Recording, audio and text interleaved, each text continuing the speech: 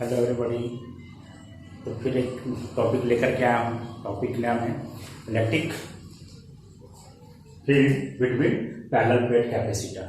तो parallel plate capacitor के बीच में इलेक्ट्रिक फील्ड कितना होता है? तो पैरेलल प्लेट कैपेसिटर क्या है कि ये दो प्लेट से separated by distance D having charges plus minus Q and electric surface charge density is plus sigma and minus sigma. इसमें सरफेस चार्ज डेंसिटी जितना है। तो यहाँ हम लोग 3 पॉइंट कंसीडर करेंगे बिटवीन द टू प्लेट्स।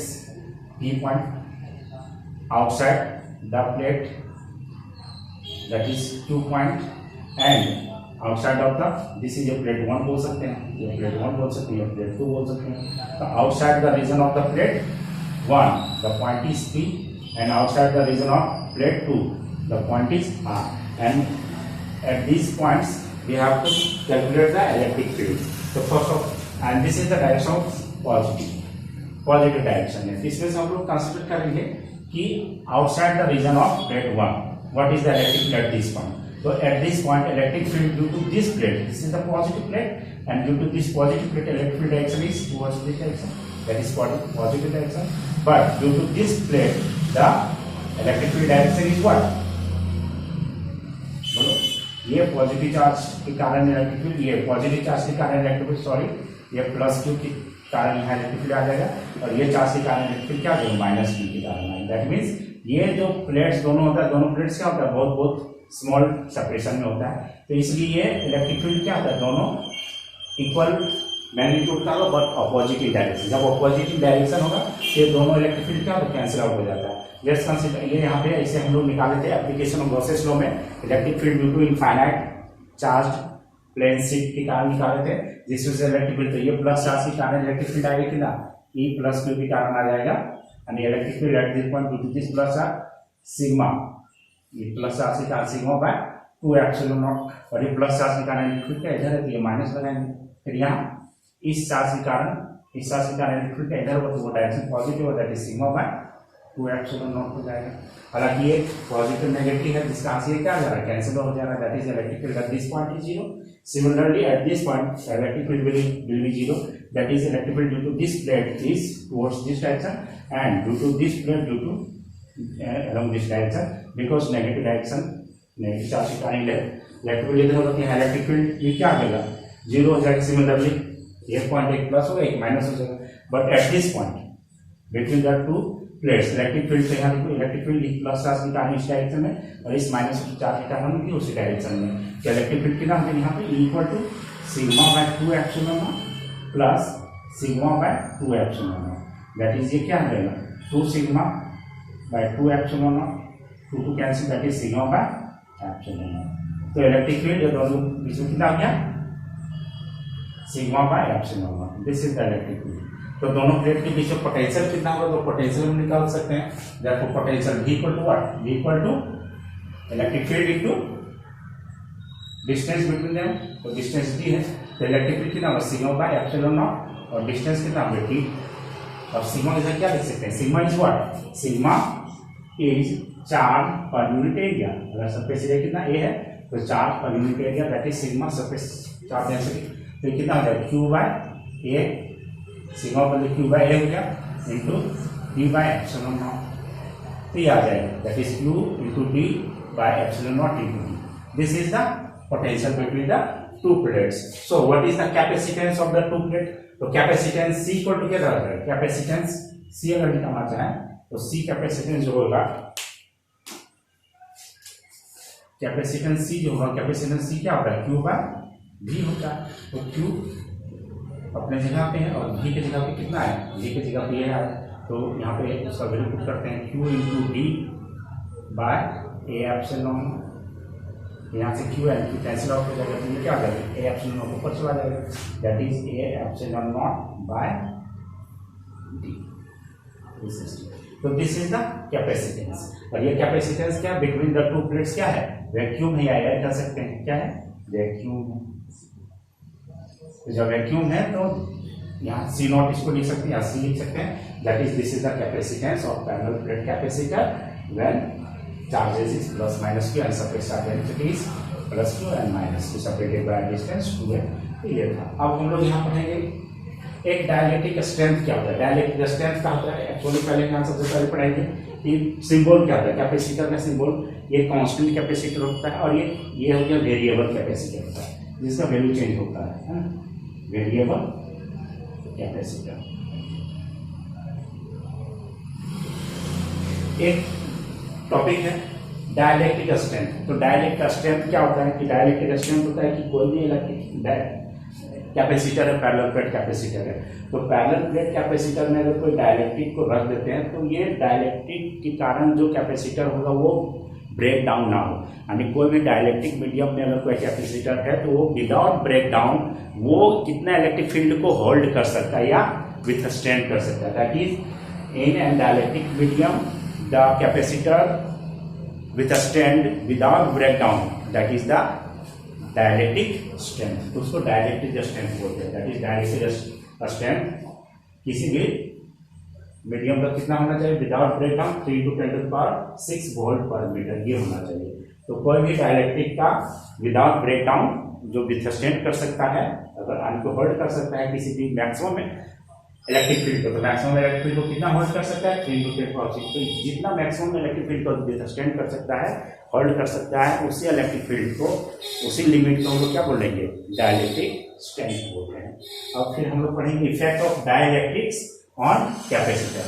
किसी भी पैरेलल प्लेट कैपेसिटर में क्या करते हैं डायलेक्ट्रिक, जिसका डायलेक्ट्रिक कांस्टेंट कुछ होगा। डायलेक्ट्रिक हम बताए थे क्या होता है कि कुछ पैरेलल प्लेट के बीच में प्लास्टिक या वुड वगैरह कुछ भी इंसर्ट कर देते हैं जिसका कुछ डायलेक्ट्रिक कांस्टेंट होता है 2, 3, 4। और जब डायलेक्ट्रिक को अगर इंसर्ट कर देते हैं पैरेलल प्लेट कैपेसिटर में तो क्या हो जाता है कि उसका कैपेसिटेंस इंक्रीज कर जाता है। तो कितना इंक्रीज कर जाता है तो k टाइम्स इंक्रीज कर जाता है, जो हम लोग डिवाइड करके यहाँ लाएंगे। तो जैसे ही पहले क्या था कि चार्ज जो था सरफेस चार्ज डेंसिटी +q था और -q था, ठीक है। लेकिन जैसे डायरेक्टली को इंसर्ट करते हैं तो क्या हो जाता है चार्जेस डेवलप हो जाता है। दैट इज कुछ चार्जेस पोलराइज हो जाता है ऑन ईदर फेसेस और ऑन ईदर प्लेट्स। तो यहाँ जैसे प्लस सरफेस चार्ज डेंसिटी था उसमें -p पोलराइज हो जाता है और इसमें माइनस सरफेस चार्ज डेंसिटी था तो +σp पोलराइज हो जाता है। तो नेट सरफेस चार्ज डेंसिटी इतना हो जा रहा है। अब अगर सरफेस चार्ज डेंसिटी जितना हो जाता है तब इलेक्ट्रिक फील्ड कितना होगा, तो इलेक्ट्रिक फील्ड उस केस में कितना होगा, जब यहाँ वैक्यूम में आया था तो इलेक्ट्रिक फील्ड कितना था, यहाँ पे लाए थे σ/ε0। लेकिन जैसे डायलेक्ट्रिक करते हैं तो सरफेस चार्ज डेंसिटी अब नेट कितना हो गया, कितना हो गया। देयरफॉर न्यू इलेक्ट्रिक फील्ड कितना हो जाएगा, न्यू इलेक्ट्रिक फील्ड आ गया σ - σp/ε0। जब न्यू इलेक्ट्रिक फील्ड कितना आ गया, सो पोटेंशियल कितना आ जाएगा, v इक्वल हो जाएगा E × D distance separation between them तो D है। लेकिन क्या चेंज हो गया इलेक्ट्रिक फील्ड, तो इलेक्ट्रिक फील्ड चेंज होने से इलेक्ट्रिक फील्ड का वैल्यू यहाँ पुट करेंगे ना σ - σp/ε0 × D। This is the potential between the two plates when dielectric is inserted between them. And जब ये हो गया तो यहाँ पे अब इसका वैल्यू हम निकालना पड़ेगा। अब इसका वैल्यू कैसे निकालेंगे, इसका वैल्यू कहने का मतलब है कि जैसे कोई इलेक्ट्रिक फील्ड या कोई चार्जेस यहाँ था तो जितना ज़्यादा इलेक्ट्रिक फील्ड होगा, इलेक्ट्रिक फील्ड जितना हम अप्लाई करेंगे, यानी कि पहले इसमें +q चार्ज था और -q चार्ज था। अगर चार्जेस ज़्यादा होगा तो इलेक्ट्रिक फील्ड ज़्यादा होगा, अगर इलेक्ट्रिक फील्ड ज़्यादा होगा पोलराइजेशन ज़्यादा होगा, अगर पोलराइजेशन ज़्यादा होगा दैट मीन्स σ - σp क्या होगा, किसके प्रोपोर्शनल होगा, σ - σp q के प्रोपोर्शनल हो जाएगा, या σ - σp किसके प्रोपोर्शनल होगा, σp। तो इस तरह के हम लोग यहाँ ले सकते हैं σ - σp जो होगा वो प्रोपोर्शनल हो जाएगा किसके, σ के। और यहाँ इस तरह से क्या हो जाएगा σ - σp जो हो जाएगा वो इक्वल टू हो जाएगा σ/k। Where k is what? K is the proportionality constant which is called the dielectric constant of the medium, जो डायलेक्ट्रिक को रखते हैं। तो ये अब यहाँ इसका वैल्यू हम पुट करेंगे इस जगह पे, इक्वेशन 1 कर सकते हैं। अब इस जगह पे पुट करते हैं तो क्या हो जाएगा, हम उसका वैल्यू निकाल सकते हैं।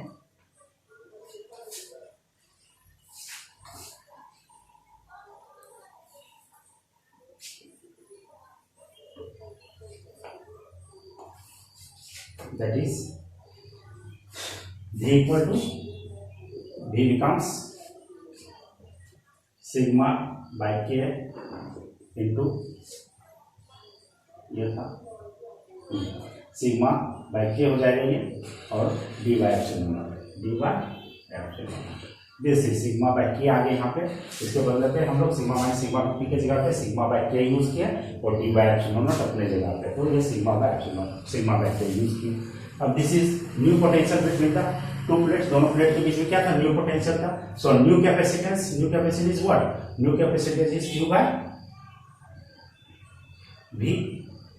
तो क्यू क्यू के जगह क्या लिख सकते हैं, क्यू के जगह लिख सकते हैं sigma into A by V, तो sigma into A by V, V के जगह क्या लिखेंगे sigma into D by K epsilon naught. यहाँ से क्या होगा सिग्मा सिग्मा कैंसिल आउट हो जाएगा, तो ये क्या है के एप्सिलॉन नॉट पर चला जाएगा, K epsilon naught into A by D. इसको अरेंज करके लिख सकते हैं हम लोग, क्या लिख सकते हैं A epsilon naught by D into K, इस तरह लिख सकते हैं।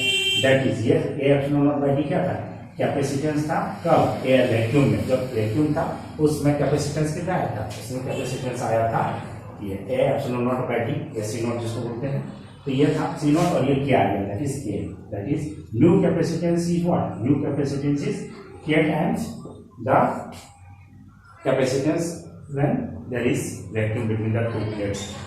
Thus we can say that K is what? K is C by C naught, and here if K का वैल्यू जो होगा वो क्या होगा ग्रेटर देन 1 होगा, तो कैपेसिटेंस क्या, न्यू कैपेसिटेंस इंक्रीज हो गया कि बढ़ गया, वैन डायरेक्ट्रिक को इंसर्ट करते हैं, तो इस तरह से ये न्यू कैपेसिटेंस हो गया। अब एक यहाँ पे टर्म आ जाता है इलेक्ट्रिक फील्ड, जो ई नोट होता है वो ई नोट आने की बाई के हो जाता है, और फिर के का वैल्यू हम लोग एप्सिलॉन बाय एप्सिलॉन नॉट ले सकते हैं। तो ये क्या होता है एप्सिलॉन बाय एप्सिलॉन नॉट, या यहाँ पे इस तरह ले सकते हैं एप्सिलॉन इक्वल टू क्या हो जाएगा K epsilon naught equal to epsilon, और ये के इंटू एप्सिलॉन जो होता है वो क्या होता है permittivity in medium, directive medium में ले सकते हैं, परमिटिविटी मीडियम एप्सिलॉन क्या परमिटिविटी ऑफ मीडियम, और फिर इस तरह से हम लोग ये रिस्टोर कर सकते हैं। तो इस तरह का ये टॉपिक था, और फिर हम लोग डिस्कस करेंगे